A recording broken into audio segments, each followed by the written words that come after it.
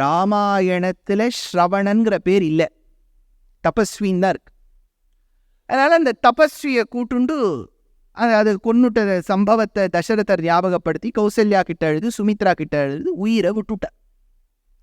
அவர் உயிர் துறந்த இரவு ஞாபகம் வச்சுங்கோ, அவர் என்னைக்கு உயிர் துறந்தாரோ அதே இரவு பரதன் கேகய தேசத்துல இருக்கான். ஆப்கானிஸ்தான் ஜலாலாபாத் கிட்ட கேகய தேசம், கந்தஹார் கிட்ட அங்க இருக்கான். அன்னைக்கு ஒரு கனா கண்டா. நீங்க இதை உன்னிப்பா கேட்டால்தான் இந்த நாமா புரியும். யாம் ஏவ ராத்ரிம் தே தூதஹ பிரவிஷ்யந்தி ஸ்மதாம் புரீம் பரதேன அபிதாம் ராத்ரிம் ஸ்வப்னோ திருஷ்டஹ அயம் அப்ரியஹ. எந்த இரவு அயோத்தியில் தசரதருடைய சரீரத்திலிருந்து ஆத்மா பிரிந்ததோ தாமேவ ராத்திரி, அதே ராத்திரி பரதன் ஒரு கனா கண்டான். அந்த கனவை விஸ்தரிச்சு சொல்றான். சத்ருக்னா, நம்ம அப்பா முண்டனம் செய்து கொண்டு மொட்டை அடிச்சுண்டு கரும்புள்ளி செம்புள்ளி குத்தி உடம்பெல்லாம் எண்ணெய் தடவி ஷஹப்பு வஸ்திரத்தை மேலே தரித்து ஒரு மனப்பிரஷ்டன் எப்படி புலம்பிக் கொண்டே செல்வானோ அதுபோல் சென்ற கோலத்தை கனாவில் கண்டேனப்பா சத்ருக்னா. நம்ம அப்பா கதறிண்டு இருக்கும்போது ஒரு பெண்மணி என் தாய் போல் இருப்பவள், இரும்பால் செய்யப்பட்ட நகைகளை உடையவள், எங்க அப்பாவை பிடிச்சு தர தர தர தர தர இழுக்கக்கூடிய கோலத்தை பார்த்தேன் சத்ருக்னா. எங்க அப்பா அப்படியே அந்த மலையின் உச்சியிலேந்து கீழே ஒரு சாணம் நிறைந்த ஒரு கடல்ல போய் விழறத பார்த்தேன் சத்ருக்னா. அப்பாக்கு என்னவோ ஆயிருக்குடா, எனக்கு என்னவோ பயமா இருக்கு சத்ருக்னா. இந்த இடத்தை ஞாபகம் வச்சுங்க. இப்ப ராமாயணத்துல அடுத்த ஸ்லோகம். தப்யமானம் சமாஜ்ஞாய வயஸ்யாஹ பிரியவாதினஹ ஆயாசம் ஹி வினேஷ்யந்தஹ சபாயாம் சக்ரிரே கதாஹ. சத்ருக்னன் தன்னுடைய அண்ணாவான பரதனுக்கு துஸ்வப்னம் வந்ததை கேட்ட உடனே தானும் கண்கலங்கி அண்ணாவுக்கு பாசிட்டிவ் வைப்ரேஷன்ஸ் கொடுக்கணும் அப்படிங்கிறதுக்காக சக்ரிரே கதாஹா, கதை சொல்லக்கூடியவாளை கூட்டாராம், உபன்யாசகரை கூட்டிருக்கார். எங்க அண்ணாக்கு ஒரு உபன்யாசம் பண்ணு. நான் சொல்றதெல்லாம் ராத்திரி நள்ளிரவில் இதெல்லாம் நடந்து உடனே அங்கே உபன்யாசகர் ரெடிமேடா கிடைச்சிருக்கார். பாதி ராத்திரிக்கு வந்து கதை சொல்றது. அவர் கதை சொன்னார்னு இருக்கு. ராமாயணத்துல பரதனுக்கு ஒரு துஸ்வப்னம், அதை கேட்டவுடன் பயந்த சத்ருக்னன் ஒரு கதை சொல்லக்கூடிய ஒரு பிரவச்சன கர்த்தாவை கூட்டு பரதனுக்கு கதை சொல்ல வச்சிருக்கார். என்ன கதை தெரியாது. இப்ப அப்படியே கட் பண்ணுங்க, அந்த இடத்துல டைரக்டர் மாதிரி ஒரு கட். இப்போ பாகவதத்துக்கு வருவோம். பாகவதத்துல அது ஒரு சிம்பிள் கதை. நீங்கள்லாம் கேட்டிருப்பீள், ஒரு தாத்தா பாட்டியும் தன் பேரம்பேத்திக்கு சொல்லக்கூடிய முதல் கதை என்னன்னா கஜேந்திர மோக்ஷம். அது எங்களுக்கு தெரியாதா சார்? வாஸ்தவமா அவதாரங்கள்லயே தெளிவான ஒரு அவதாரம் தட்சிண பாரதத்தில் நடந்துக்குன்னா கஜேந்திர மோக்ஷம். தானல்லூர்னு தாமிரபரணி ஆத்தங்கரையில நீங்க திருநெல்வேலி கிட்ட இருக்கக்கூடிய ஒரு கிராமம், அந்த இடத்துலதான் நடந்திருக்கணும். ஏன்னா ஸ்ரீமத் பாகவதத்து தாமிரபரணி நதிக்கரையில்னு இருக்கு. தாமிரபரணி நதிக்கரையில ஒரு யானை, அதுதான் ஹெட் யானை, கஜேந்திரன், கஜானாம் இந்திரஹா, ஹெட் எலிஃபென்டா இருந்தது, தலைவரா இருந்தது. அது நித்தியப்படி ஒரு குளத்துக்கு போகும். எங்க பாட்டி வேற விதமா கதை சொல்லுவோம். என்னன்னா பக்கத்துல ஒரு கோவில் இருந்தது, அது வந்து தினம் ஒரு புஷ்பம் பறிச்சு பெருமாளுக்கு சமர்ப்பிக்குமா. இதெல்லாம் பாகவதத்துல இல்லை, அது சாதாரணமாக தான் போச்சு குளத்துக்கு. எங்க பாட்டி கொஞ்சம் ஓவரா டைரக்டரேட் அதுல இதெல்லாம் ஆட் பண்ணிட்டான் இந்த எலிமெண்ட்ஸ். அது பாவம், அதெல்லாம் ஒன்று பறிக்கணும்னு போல. அது சாதாரணமாக அது மற்ற ஃபீமேல் எலிஃபென்ட்ஸோட போச்சு. எல்லா ஃபீமேல் எலிஃபென்ட்ஸும் இதோட ஒரு செல்ஃபி எடுத்துக்கும். அந்த மாதிரி ஹீரோ எலிஃபென்ட் மாதிரி இருந்தது. சரி, இதெல்லாம் பாகவதத்தில் இருக்கு.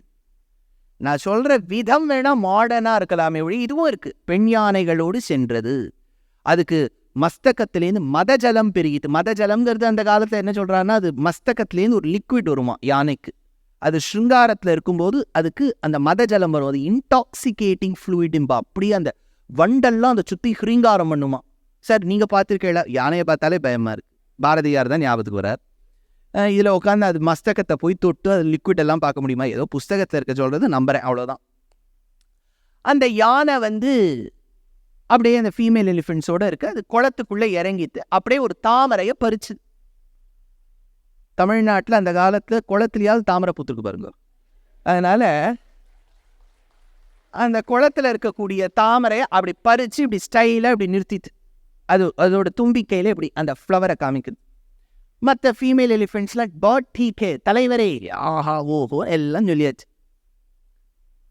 இது பாவம் இந்த குளத்துலேருந்து வெளியில் வரணும் யானை. அப்படியே ஸ்டைலாக அந்த தாமரையை பிடிச்சி அதை வெளில திரும்பி அந்த 3 காலை வெளியில் வந்து கொடுத்து ஒரே ஒரு கால் மாட்டி கொடுத்து.